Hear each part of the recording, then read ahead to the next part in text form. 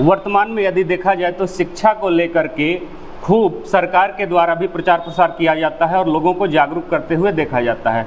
सर्व शिक्षा अभियान से लेकर के बेटी बचाओ बेटी पढ़ाओ तक के नारे जो हैं हमारे देश में साकार होते हुए नज़र आते हैं। इसी कड़ी में यदि हम बात करने की कोशिश करेंगे कि एक हायर एजुकेशन की जब बात आती है तो बच्चे कंफ्यूज हो जाते हैं।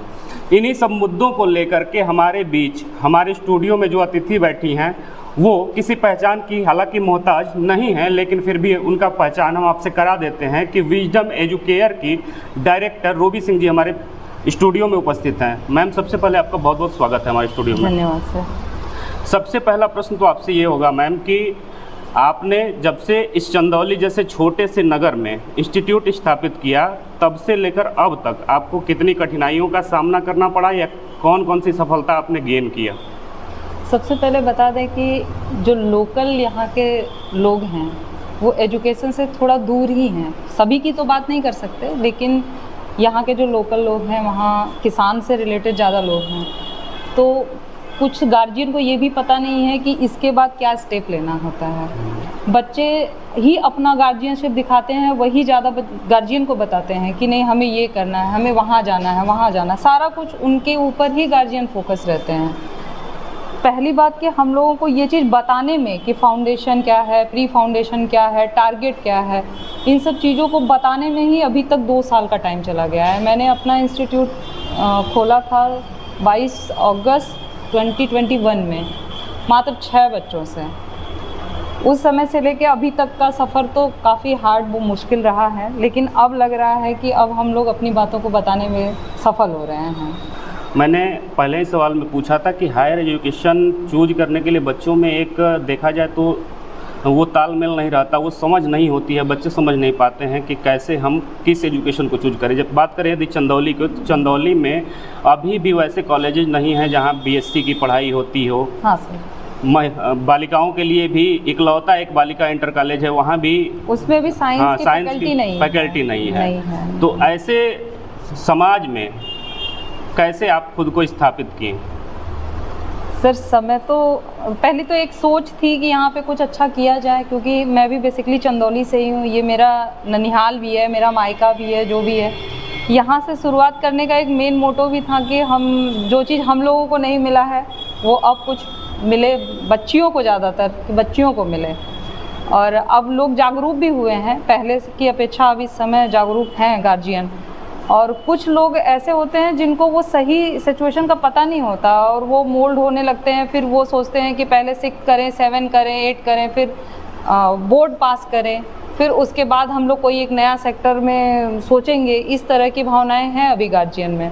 लेकिन उन्हीं के बीच में बहुत सारे ऐसे जागरूक गार्जियन हैं जिनको ये पता है कि नहीं, अगर बच्चा 10th कर लिया है तो 11th में उसको कहाँ फोकस करना है। और ऐसे गार्जियन अब हम लोगों के साथ जुड़े हुए हैं। आमतौर पे मैम देखा जाए तो इंजीनियरिंग की पढ़ाई के लिए बच्चे जो होते हैं उसकी प्रिपरेशन करने के लिए भी या तो सटे हुए जनपद वाराणसी चले जाते हैं या कोटा तक का सफ़र तय कर लेते हैं। जी सर, जी सर। तो वाराणसी और कोटा जाने से बच्चों को आप रोक पाएँ, इसके लिए क्या प्रोवाइड कराती हैं ऐसा? सर, अभी हम लोगों ने बहुत ये देखा है कि गार्जियन के दिमाग में ये चलता है कि जो बच्चे फाउंडेशन, प्री फाउंडेशन, फाउंडेशन करेंगे उनका बोर्ड लेवल ख़राब हो जाता है, ऐसा वो लोग सोचते हैं। बोर्ड लेवल ख़राब नहीं होता है। मैं सभी से यही कहूँगी कि जब हम एक आईआईटी लेवल का जब हम पढ़ाई करते हैं या करवाते हैं, कोई भी इंस्टीट्यूशन अगर करवाती है, तो बोर्ड कैसे ख़राब हो सकता है? 2 रीज़न होते हैं। या तो बच्चे जो कुछ सब्जेक्ट को इग्नोर करते हैं, जैसे इंग्लिश हो गया, प्रैक्टिकल्स का मार्क्स हो गया, इन सब चीज़ों के ऊपर बहुत फोकस नहीं होता। और इंग्लिश और फिजिकल 2 ऐसे सब्जेक्ट हैं जिनका बच्चे पढ़ाई करना नहीं चाहते हैं। वो सोचते हैं कि वो तो 1-2 महीने में ही हो जाएगा। तो वो चीज़ें उनको नहीं करनी चाहिए। अगर वो प्रॉपर फिजिक्स, केमिस्ट्री, बायो की तरफ अगर ध्यान दे रहे हैं तो उनको उन सब्जेक्ट के ऊपर भी उतना ही ध्यान देना चाहिए। और जब नहीं ध्यान देते हैं तब वो चीज़ें गड़बड़ होती हैं वहाँ से, कि उनका मार्क्स कम आता है, 65% भी नहीं आता है। आज तक हमने बहुत बार ऐसा देखा है कि बच्चे आईआईटी तो पास कर लेते हैं, लेकिन वो बोर्ड में आके उनका 65% हो जाता है, 75 की क्राइटेरिया वो पास ही नहीं कर पाते। तो हम लोगों ने एक बीच का रास्ता भी निकाल दिया है कि हमारे इंस्टीट्यूशन में 2 दिन इंग्लिश को भी दिया जाएगा और लास्ट के मंथ में जब 2 महीने एग्ज़ाम रह जाएंगे तो फिजिकल को भी हम लोग प्रोवाइड करेंगे। तो इस तरह से हम लोग अभी कोशिश कर रहे हैं कि ये चीज़ें गार्जियन को भी पता चले कि नहीं, जो IIT करने जा रहे हैं, नीट करने की प्रिपरेशन कर रहे हैं, उनका बोर्ड ख़राब नहीं होगा। जहाँ तक हमारे टीम मेंबर ने जानकारी एकत्रित किया आपके बारे में, आपके इंस्टीट्यूशन के बारे में, तो वहाँ से जानकारी निकल के आया कि लास्ट ईयर 2022 में आपने एक अच्छा सफलता प्राप्त किया था। जी सर। तो उसकी कहानी कौन सी है, उसका राज क्या है आखिर? सर, उसका श्रेय तो हमारे गार्जियन, हमारे बच्चों और हमारे टीचर्स सभी को जाता है। इसका तालमेल बिठाना बहुत ही मुश्किल था, और जो बच्चे और जो गार्जियन हमसे जुड़े थे वो कोरोना से आए हुए बच्चे थे। कोरोना में उनका 12th नहीं हुआ था, 11th नहीं हुआ था, सॉरी 11th नहीं हुआ था, वो डायरेक्ट हमको 12th में मिले। और 12th में हमने रिक्वेस्ट किया गार्जियन से कि बच्चों को 1 मंथ के लिए आप हमारे पास दे दीजिए। तो 6 नवंबर से लेके 29 नवंबर तक बच्चे हमारे पास ही थे। उनका फूडिंग का, उनका रहने का जो भी हमने प्रबंध किया, बच्चे उसमें खुश रहे। उसमें डे एंड नाइट दोनों में हम लोग बनारस से भी टीचर बुलाते रहे। उनका कैसे एजुकेशन था, क्या कैसे कहाँ क्वेश्चन बनाने हैं, कैसे क्या पढ़ना है, कैसे उनको इवन कैसे बोर्ड लिखना है, कैसे IIT की परीक्षा में बैठना है, वो सब कुछ हम लोगों ने वो प्रिपरेशन 1 मंथ में कराया। और वो हम लोगों को जब तक इंस्टीट्यूशन रहेगा या जब तक हम लोग रहेंगे वो तब तक याद रहेगा वो दिन। तो इस तरह से तो बच्चों ने बहुत एफर्ट डाल के वो चीज़ें अपने अर्जित की थी सर, सफलता। आपसे एक प्रश्न और है मैम कि यदि जो बच्चे नए देखेंगे हम आपके इस साक्षात्कार को, तो उनको कैसे पता चले कि आपका इंस्टीट्यूशन ही बेस्ट इंस्टीट्यूशन है? कैसे उनको जानकारी होगा? आपके यहाँ फैकल्टी में कौन कौन सी सुविधाएं हैं? हमारे यहाँ फैसिलिटी तो सर बायो से रिलेटेड भी है, मैथ से रिलेटेड भी है, क्योंकि हम लोग ज़्यादा प्रेफर करते हैं कि हमको बच्चे 9th से मिले। हम लोग प्री फाउंडेशन, फाउंडेशन की तरफ जाते हैं, फिर टारगेट की तरफ जाते हैं। तो अगर बच्चे हमें 9th से मिलेंगे तो हम अपनी चीज़ों को ज़्यादा उनको समझा पाएंगे, क्योंकि वो बच्चे हमारे पास 4 साल रहेंगे। और गार्जियन को अब भरोसा हो चला है सर कि नहीं, हम लोग भी बेहतरीन कर सकते हैं।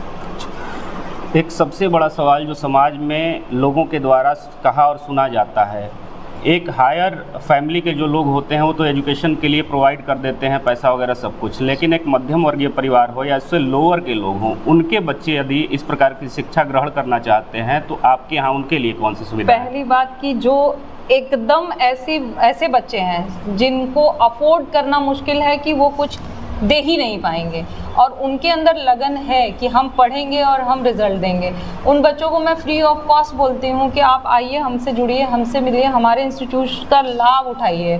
हम उनसे कोई चार्ज नहीं लेते, कोई भी चार्ज नहीं लेते। इवन हम उनको DPP से लेके जो हमारे असाइनमेंट वगैरह हैं सेम एज इट इज़ वैसे ही पढ़ेंगे जैसे अदर बच्चे पढ़ रहे हैं। जो नीचे तबके के लोग हैं और गर्ल्स के लिए भी हम लोगों के पास ये है कि हम उनके ऊपर बहुत ज़्यादा फोकस करते हैं कि आप आइए, और आपका 10% हम लोग वैसे ही लेस कर देते हैं। 15% की मार्जिन हम लोग स्कॉलरशिप के, हमारे दिमाग में वो रहता है कि गार्जियन उस चीज़ को अफोर्ड कर ले, तो हम लोग 15% का लड़कियों के लिए 15% का स्कॉलरशिप में, और वैसे 10% का 25% हम लोग अपने फीस से रिड्यूस कर देते हैं। उसके बावजूद भी अगर कोई प्रॉब्लम होती है तो हम लोग फैमिली मेम्बर्स या जो पेरेंट्स होते हैं, गार्जियन होते हैं, उनसे कंफर्म कर देते हैं कि ठीक है चलिए आप कर लीजिए, कोई दिक्कत नहीं है। ये अपने घर की बात है जब हम लोग यहाँ पे हैं। अभी इससे पहले आपने कोविड का जिक्र किया, जी सर। और कोविड के बाद से ही बच्चों के अंदर एक धारणा आ गई ऑनलाइन क्लासेस को लेकर के। जी सर।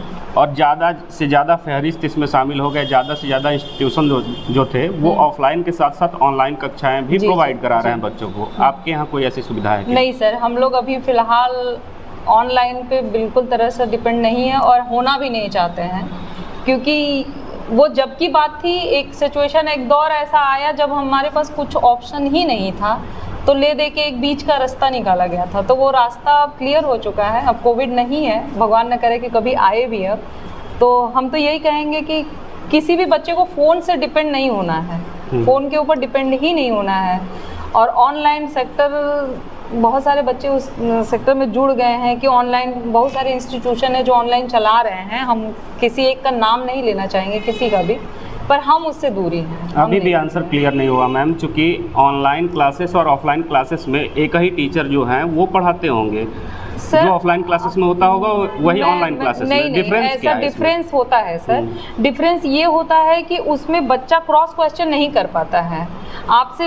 अगर उसकी कोई क्वेरी रह गई तो वो डिपेंड करेगा कि फिर कहीं हम ऑफलाइन जाएं और किसी टीचर को पकड़ें और उसको क्लियरेंस दें। और ऑनलाइन का ये सबसे बड़ा डिमेरिट है कि वो तुरंत चीज़ें क्लियर नहीं करेगा।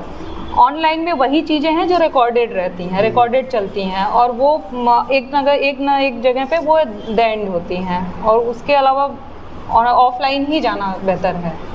एक बहुत बड़ा सवाल, पुरुष प्रधान देश कहा जाता है इस देश को, आप एक महिला के रूप में महिला सशक्तिकरण को बढ़ावा दे रही हैं, एजुकेशन के फील्ड में आप उतर चुकी हैं। जी सर। आज भी बहुत पेरेंट्स का ये धारणा होता है कि महिलाओं को उच्चतर शिक्षा ना दी जाए, वो एक लेवल तक पढ़ती हैं और पढ़ने के बाद उनकी शादियां कर दी जाती हैं और उनको पढ़ाई से महरूम कर दिया जाता है। ये चीज़ें आज भी देखने को मिलती हैं। आप शहरी इलाकों को छोड़ दीजिए, ग्रामीण इलाकों में जाइए तो वहाँ पे ये चीज़ें बहुत भारी मात्रा में आपको देखने को मिल जाएंगी। उसका भी तो वैसे पेरेंट्स के लिए क्या आप संदेश देना सर, चाहेंगे? हम ये कहेंगे कि आज के ज़माने में तो लड़का और लड़की दोनों इक्वल ही हैं।